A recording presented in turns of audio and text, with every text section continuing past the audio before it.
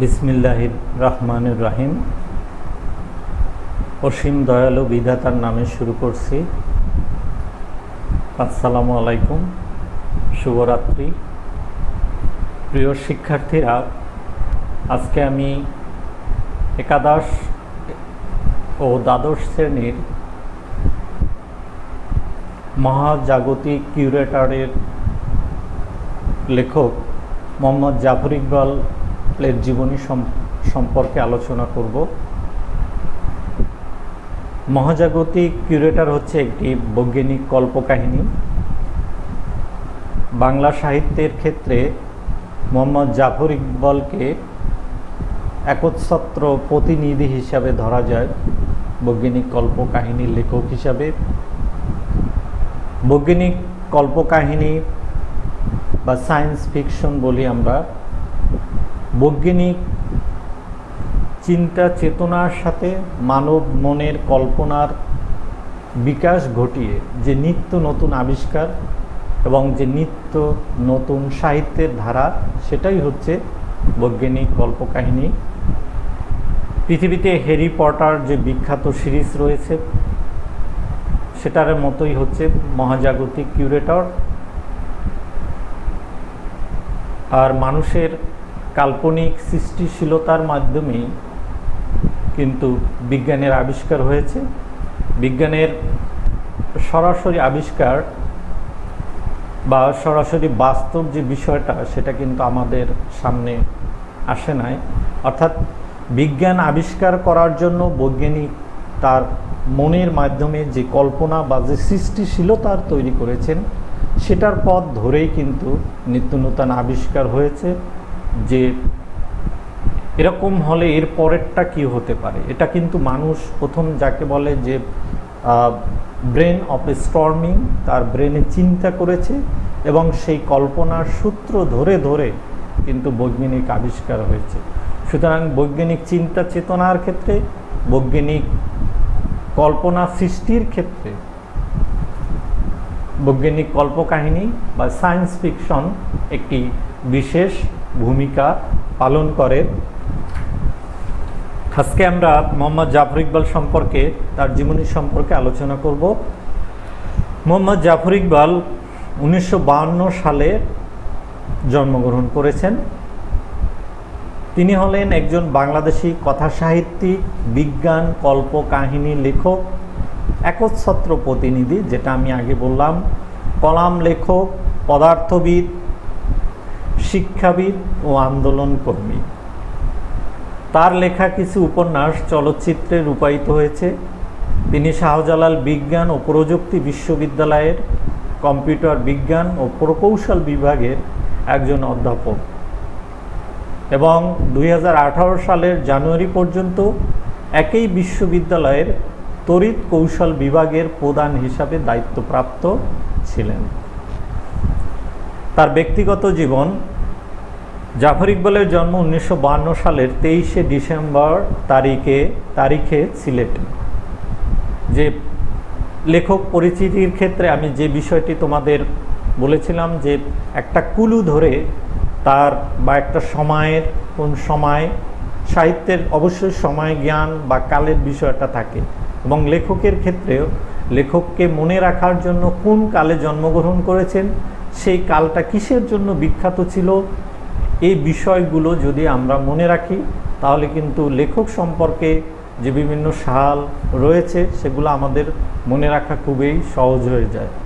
1952 সালে, যেটা আমাদের বাঙালির ইতিহাসে একটি উল্লেখযোগ্য সাল, ভাষার আন্দোলন। আজকে সেই ভাষা আন্দোলনের সময় তিনি জন্মগ্রহণ করেছেন। এই কুলুটি ধরে তোমরা কিন্তু সহজেই যে তার জন্মসালটা মনে রাখতে পারো। তার পিতা মুক্তিযোদ্ধা শহীদ ফয়জুর রহমান আহমেদ এবং মা আয়েশা আক্তার খাতুন।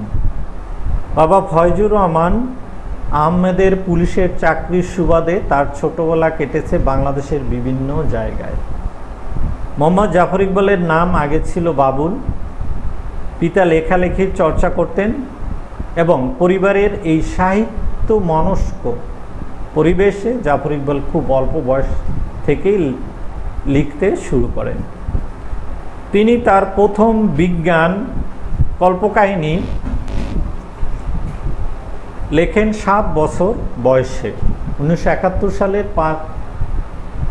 আচ্ছা, যাই হোক, এখানে যে বিষয়টি এখন আমাদের একটু আলোচনা করা দরকার সেটা হচ্ছে যে একটি সাহিত্য মনস্ক পরিবেশেই কিন্তু তিনি গড়ে উঠেছেন, কারণ তার বাবা লেখালেখি করতেন এবং তোমরা সবাই অবশ্যই অবগত আছো যে হুমায়ুন আহমেদ হচ্ছেন তার ভাই। হুমায়ুন আহমেদ তো বাংলাদেশের একজন অত্যন্ত জনপ্রিয় কথা সাহিত্যিক, এবং বিশেষ করে যে আগে আমার হুমায়ুন আহমেদ সম্পর্কে যে ধারণাটা ছিল যে হয়তো বাজার কাটতির জন্য তিনি লিখতেন, তবে তার যে কিছু গান রয়েছে সেগুলো আমাকে মুগ্ধ করেছে।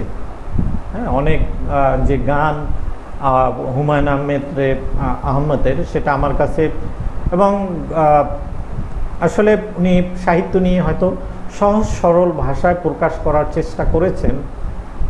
তো ওনার গানগুলো আমার কাছে খুবই ভালো লাগে, যেমন মরিলে কান্দিস না আমার দায়, আমার ভাঙা ঘরের।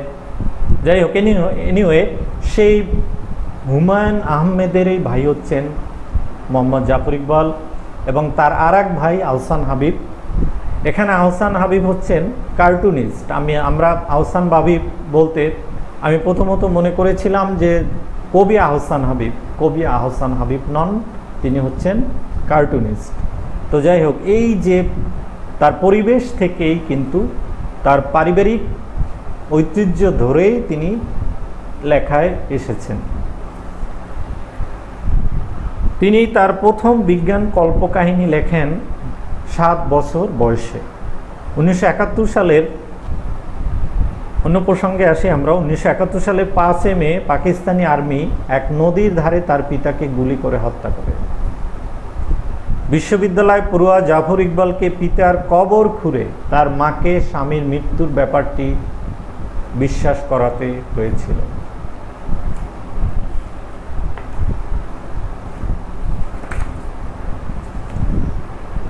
তার বোন 3 জন, সুফিয়া হায়দার, মমতাজ শহীদ ও রুকসানা আহমেদ, এবং কন্যা ইয়াসিম ইকবাল তার কিশোর উপন্যাস আমার বন্ধু রাশেদ ইংরেজিতে রূপান্তর করেছেন রাশেদ মাই ফ্রেন্ড নামে।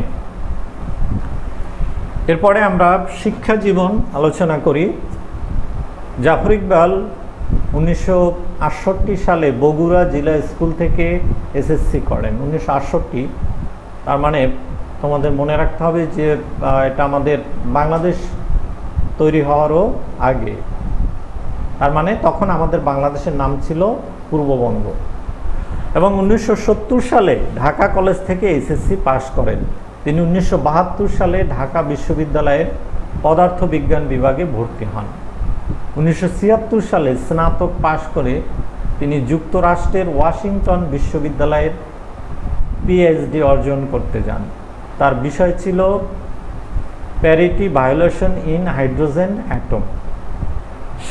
সেখানে পিএইচডি করার পর বিখ্যাত ক্যালটেক থেকে তার ডক্টরেট উত্তর গবেষণা সম্পন্ন করেন। কর্মজীবন। ডক্টর জাফর ইকবাল ঢাকা বিশ্ববিদ্যালয় থেকে স্নাতক ও স্নাতকোত্তর ডিগ্রি লাভ করেন যথাক্রমে 1975 এবং 76 সালে। 1975 সালে অনার্সে 2 নম্বরের ব্যবধানে প্রথম শ্রেণীতে দ্বিতীয় স্থান অধিকার করেন। তিনি 1982-তে ওয়াশিংটন বিশ্ববিদ্যালয় থেকে পিএইচডি ডিগ্রি সম্পন্ন করে। 1982 থেকে 1988 পর্যন্ত ক্যালিফোর্নিয়া ইনস্টিটিউট অফ টেকনোলজিতে সাফল্যের সাথে ডক্টরেটর গবেষণা সম্পন্ন করেন। 1988-তে তিনি বিখ্যাত বেল কমিউনিকেশন রিসার্চ বেলকোর এই গবেষক হিসাবে যোগদান করেন এবং 1994 পর্যন্ত সেখানেই কাজ করেন। ওই বছরেই তিনি দেশে ফিরে আসেন এবং সিলেটের শাহজালাল বিজ্ঞান ও প্রযুক্তি বিশ্ববিদ্যালয়ের কম্পিউটার বিজ্ঞান ও প্রকৌশল বিভাগের বিভাগীয় প্রধান হিসাবে যোগদান করেন। তিনি একাধিকবার বিশ্ববিদ্যালয়ের সিন্ডিকেট সদস্য মনোনীত হন এবং বিশ্ববিদ্যালয়ের নীতি নির্ধারণে গুরুত্বপূর্ণ ভূমিকা পালন করেন। তিনি একসময় বিশ্ববিদ্যালয়ের শিক্ষকদের সংগঠন শিক্ষক সমিতির সভাপতির দায়িত্ব পালন করেছেন। বর্তমানে শাহজালাল বিজ্ঞান ও প্রযুক্তি বিশ্ববিদ্যালয়ের কম্পিউটার বিজ্ঞান ও প্রকৌশল বিভাগের অধ্যাপক এবং তড়িৎ ও ইলেকট্রনিক্স প্রকৌশল বিভাগের বিভাগীয় প্রধান হিসাবে কর্মরত থেকে 2018 সালের 4 অক্টোবর অবসর গ্রহণ করেন।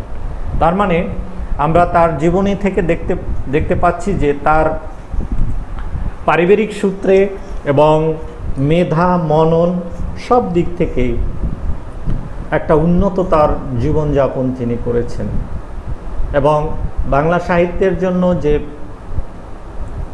সায়েন্স ফিকশন বা বৈজ্ঞানিক কল্পকাহিনী এই আমাদের বাঙালি মানুষকে, এই অনুন্নত জাতিকে বিজ্ঞান মনস্ক করার জন্য, বিজ্ঞানের প্রতি আগ্রহ করার জন্য তার প্রচেষ্টাকে অবশ্যই আমাদের স্বাগত জানানো উচিত এবং প্রশংসা করা উচিত। সাহিত্য। জাফর ইকবাল বিশ্ববিদ্যালয়ের জীবন থেকে লেখালেখি করেন। তার প্রথম বৈজ্ঞানিক কল্পকাহিনীমূলক কপট্রনিক ভালোবাসার সাপ্তাহিক বিচিত্রায় প্রকাশিত হয়েছিল। গল্পটি পড়ে একজন পাঠক দাবি করেন বিদেশি গল্প থেকে চুরি করা। এর উত্তর হিসাবে তিনি একই ধরনের বেশ কয়েকটি বিচিত্রায় পরপর কয়েকটি সংখ্যায় লিখে পাঠান।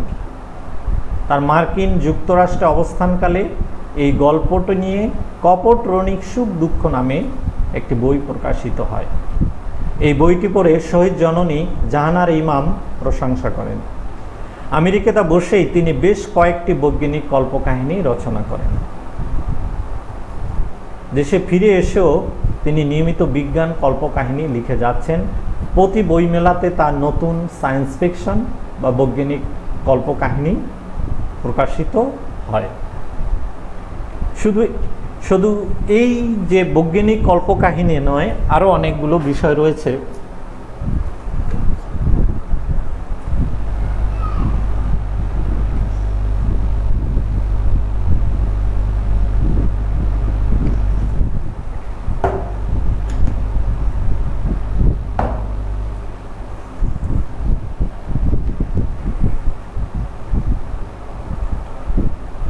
তিনি দৈনিক প্রথম আলো, দৈনিক কালের কণ্ঠ সহ একাধিক পত্রিকায় সাদাসিধে কথা নামে নিয়মিত কলাম লিখে থাকেন। তার লেখা কলামগুলোর বিষয়বস্তু হচ্ছে রাজনীতি এবং আমাদের দেশের সমসাময়িক ঘটনা। বেশ কিছুদিন উনি প্রিয়.com-এ কলাম লিখেছেন। বাংলাদেশের গণিত অলিম্পিয়াড গড়ে তোলার পিছনে তার অবদান রয়েছে। গণিত শিক্ষার উন্নতি উপর তিনি অধ্যাপক মোহাম্মদ কায়কোবাদ বেশ কয়েকটি বই রচনা করেছেন। এর মাঝে নিউরনে অনুরণন ও নিউরনে আবারও অনুরণন বই দুটি উল্লেখযোগ্য। আসলে এই যে ম্যাথের বিষয়টা আমি প্রথমে একটু আলোচনা করেছিলাম যে স্টর্মিং অফ ব্রেন, অর্থাৎ আমাদের বৈজ্ঞানিক যে চর্চা সেটার জন্য অবশ্যই প্রত্যেকেরই কিছু যে গ্রুপেই পড়ুক না, আমি ব্যক্তিগতভাবে মনে করি যে আমাদের এই যে ব্রেন অফ স্টর্মিংয়ের জন্য অন্ততপক্ষে দিনে দুটো একটি অঙ্ক করা উচিত। তো সেই যে গণিত এবং বিশেষ করে এই যে আমাদের বাঙালি যেটা আমরা বিজ্ঞান শিক্ষার ক্ষেত্রে পিছিয়ে আছি, বিজ্ঞান মনস্ক করার ক্ষেত্রে এই যে অঙ্কের প্রতি মানুষের কৌতূহল বা ভালোবাসার বা চর্চার যে বিষয়টি বিজ্ঞানের জন্য তিনি যেটা করে গেলেন এটা অবশ্যই প্রশংসনীয়। তিনি যে পুরস্কারগুলো পেয়েছেন তার মধ্যে হচ্ছে বাংলা একাডেমি পুরস্কার, খালেদ চৌধুরী সাহিত্য পদক, ঢাকা বিশ্ববিদ্যালয় অ্যালুমনি অ্যাসোসিয়েশন পদক, জাতীয় তথ্য ও যোগাযোগ প্রযুক্তি পুরস্কার, আজীবন সম্মাননা। তো পুরস্কারের ক্ষেত্রে আমি একটা ক্লাসের আলোচনায় বলেছিলাম যে তোমাদের যেমন ছাত্রছাত্রীদের যেমন যে পড়ালেখার যে বিষয়টা, যে তুমি কি পড়াশোনা করেছো সেটা হচ্ছে সার্টিফিকেট, আর লেখক বা লেখিকাদের জন্য হচ্ছে তার বিভিন্ন পুরস্কার। এটা দেশের মধ্যে আন্তর্জাতিকভাবে যেটা সর্বজনীন, যেটা বিশ্বজনীন, সেটা হচ্ছে যে নোবেল পুরস্কার, তারপরে হচ্ছে তার উপমহাদেশ ভিত্তিক বা দেশীয় ভিত্তিক। এখন আমরা তার উল্লেখযোগ্য রচনাবলী সম্পর্কে আলোচনা করব। রচনাবলীতে তিনি অনেক ধরনের লেখাই লিখেছেন, উপন্যাসও লিখেছেন, ছোট গল্প লিখেছেন, বৈজ্ঞানিক কল্পকাহিনী। তবে বৈজ্ঞানিক কল্পকাহিনী লেখক হিসাবেই কিন্তু তিনি বেশি সমাদৃত হয়েছেন। এবং এখানে যেহেতু আমরা মহাজাগতিক কিউরেটর গল্প প্রসঙ্গে তার লেখা আলোচনা করছি, তো বৈজ্ঞানিক কল্পকাহিনীকেই আমরা গুরুত্ব দেব। তার বৈজ্ঞানিক কল্পকাহিনী হচ্ছে কপোট্রনিক সুখ দুঃখ, 1976 সালে প্রকাশিত হয়েছে। তারপরে মহাকাশে মহাত্রাস, অনেকগুলোই রয়েছে যেগুলো তোমাদের পাঠ্য বইয়ের যে লেখক পরিচিতির আলোচনার পরিপ্রেক্ষিতে যেগুলো গুরুত্বপূর্ণ আমি সেগুলো আলোচনা করছি। নিঃসঙ্গ গ্রহচারী, টুকুঞ্জিল, একজন অতিমানবী, জলজ, ফোবিয়ানের যাত্রী। তো তোমাদের যেটা মনে রাখতে হবে সেটা হচ্ছে যে আসলে আমাদের যে কি বলে এখানে মহাজাগতিক যে কিউরেটর, সেটা কোন গ্রন্থ থেকে নেওয়া হয়েছে সেটা কিন্তু আমাদের একটু ভালো করে মনে রাখতে হবে।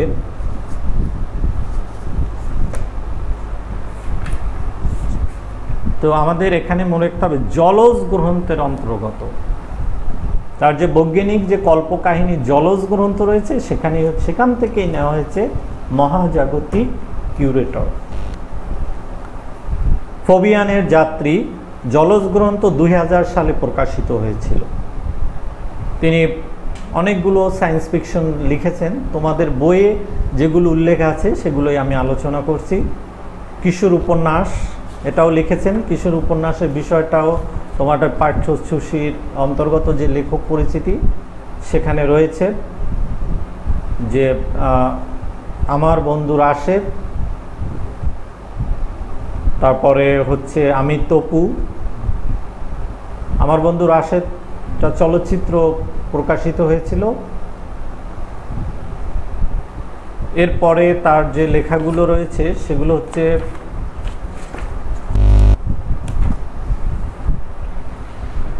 এটাই মোটামুটি তিনি অনেকগুলো বিষয় লিখেছেন। ভ্রমণ ও স্মৃতিচারণ, বিজ্ঞান ও গণিত বিষয়ে অনেক প্রবন্ধ তিনি লিখেছেন। দেখা আলো না দেখা, নিউরনে অনুরণন, নিউরনে আবারও অনুরণন, আন্তর্জাতিক গণিত অলিম্পিয়াড। তারপরে তিনি ভৌতিক সাহিত্যও লিখেছেন,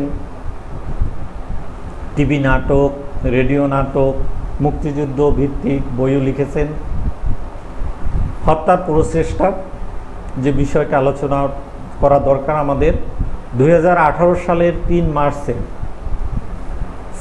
সিলেট শাহজালাল বিজ্ঞান ও প্রযুক্তি বিশ্ববিদ্যালয়ের অধ্যাপক মোহাম্মদ জাফর ইকবালকে ছুরিকাঘাত করা হয়। বিশ্ববিদ্যালয়ের মুক্ত মঞ্চে ইলেকট্রিক্যাল অ্যান্ড ইলেকট্রনিক্স ইঞ্জিনিয়ারিং, যেটাকে ট্রিপলি বলা হয়, যারা সায়েন্সের তারা বুঝবে, এবং ট্রিপলি কিন্তু বর্তমানে একটি খুবই গুরুত্বপূর্ণ সাবজেক্ট। উৎসবের রোবোটিক প্রতিযোগিতার সমাপনী অনুষ্ঠানে তাকে হত্যার প্রচেষ্টা করা হয়। যাই হোক, এটাই হচ্ছে তার মোটামুটি আমি তার জীবনী সম্পর্কে আলোচনা করলাম।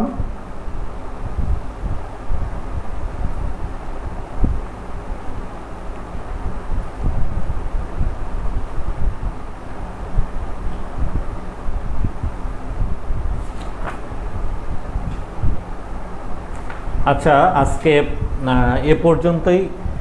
এরপরে আমি আবার কোনো বিষয় নিয়ে আমি তোমাদের সামনে হাজির হব, কোনো বিষয় নিয়ে। তো আজকে